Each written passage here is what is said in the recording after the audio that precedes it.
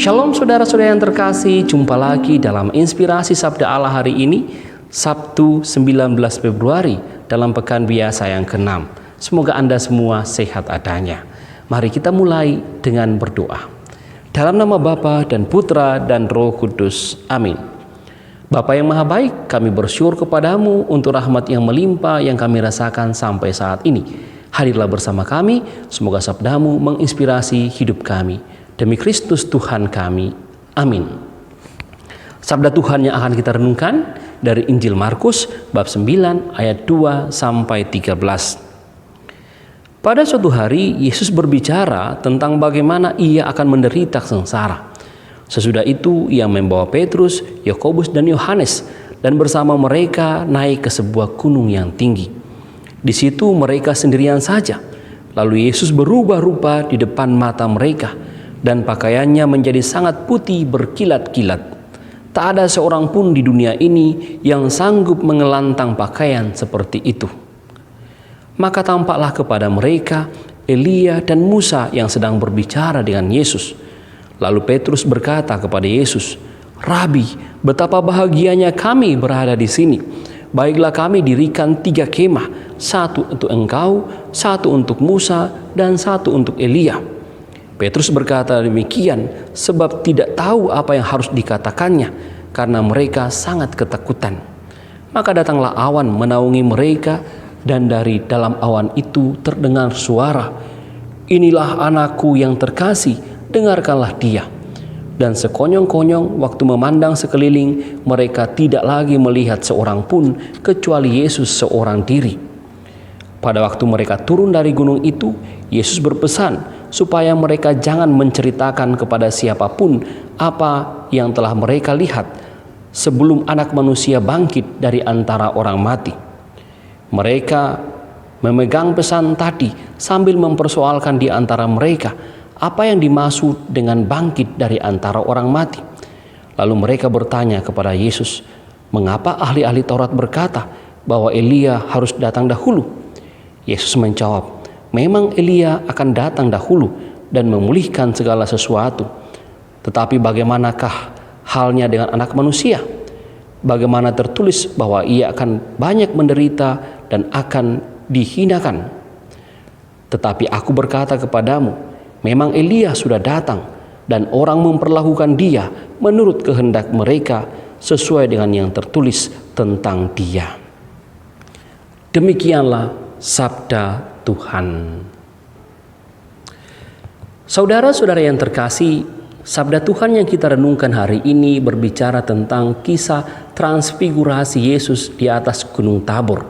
Perubahan wajah Yesus di atas Gunung Tabor yang ditampilkan kepada 3 muridnya, Petrus, Yakobus, dan Yohanes. Dan dalam kisah transfigurasi itu, para murid menyaksikan bahwa Yesus menggunakan pakaian yang berkilat-kilat dan berbicara dengan 2 nabi besar dalam tradisi perjanjian lama, yakni Musa dan Elia. Melihat situasi itu, para murid sangat berbahagia dan juga sekaligus ketakutan. Tapi kalau kita melihat Injil, nampak kebahagiaan yang begitu besar sehingga membuat para murid mengatakan, "Kita akan mendirikan 3 kemah. 1 untuk Musa, 1 untuk Elia, 1 untuk Tuhan." Dan nampak juga bahwa ada suara yang berseru, "Inilah anakku yang kukasihi, dengarkanlah dia." Tentu saja membuat para murid menjadi begitu ketakutan dan juga sekaligus punya kebahagiaan yang tersendiri. Tanda bahwa mereka sangat bahagia, mereka ingin tinggal terus dalam situasi seperti itu dengan mendirikan kemah. Tetapi dalam kisah Injil selanjutnya ditampilkan bahwa Yesus memilih untuk turun gunung dan mengatakan sebelum kebangkitannya kisah ini jangan diceritakan kepada orang lain. Saudara-saudara yang terkasih, apa yang dapat kita renungkan dari kisah transfigurasi ini? Tentu saja situasi bahagia seandainya kita bersama dengan Yesus, Petrus, Yakobus, dan Yohanes, kita pun akan merasa bahagia. Namun situasi sekarang ini juga kita merasakan bahwa seringkali kita melihat keagungan Tuhan dalam hidup kita. bagaimana Allah berkarya dalam peristiwa-peristiwa hidup kita. Saya yakin Anda semua, kita semua punya pengalaman-pengalaman rohani yang membuat kita merasakan sungguh bahwa Tuhan hadir bersama kita.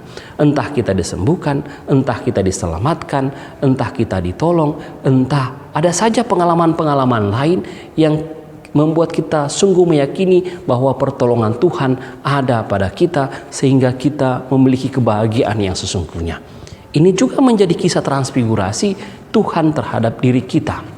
Namun saudara-saudara yang terkasih, yang menarik untuk kita bahwa pengalaman kedekatan dengan Tuhan itu dari kisah Injil hari ini mengajarkan tidak menjadi milik kita pribadi, tapi kita perlu turun gunung.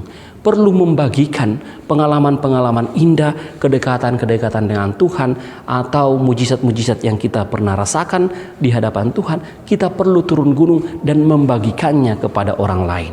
Dengan demikian, kekayaan rohani yang kita miliki tidak hanya kita nikmati seorang diri saja, tetapi juga orang lain kita perlu ceritakan, kisahkan bagaimana Tuhan berkarya dalam hidup kita. Inilah panggilan kita masing-masing, bersaksi bagaimana Allah, Tuhan kita berkarya dalam diri kita, dan orang lain yang mendengar kesaksian kita mungkin juga akan menemukan kisah-kisah hidupnya, dan kita saling memperkaya yang membuat kita semakin memuliakan Tuhan. Kisah transfigurasi ini mengajar kita untuk mau bersaksi terhadap sesama kita dan saling memperkaya dalam kehidupan rohani. Tuhan Yesus memberkati kita.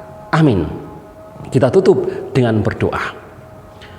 Bapa yang Maha Baik, kami bersyukur karena kisah transfigurasi Tuhan ini mengajarkan kami bahwa kami pun pernah mengalami kebaikan-Mu di dunia ini, dan kebaikan-Mu itu perlu kami bagikan kepada orang lain. Bantulah kami ya Tuhan menjadi saksi-saksi-Mu di tengah dunia ini. Demi Kristus Tuhan dan Juru Selamat kami. Amin. Tuhan bersamamu dan bersama rohmu. Semoga saudara sekalian diberkati oleh Allah yang Maha Kuasa, Bapa, Putra, dan Roh Kudus. Amin. Terima kasih saudara-saudariku yang telah mendengarkan Sabda Allah dan renungan hari ini. Saya, Pastor Marcel Lorotandung, mengucapkan berlimpah terima kasih kepada Pastor Antonius Mikael. Semoga Pastor senantiasa diberkati Tuhan dalam setiap aktivitas dan pelayanannya. Amin.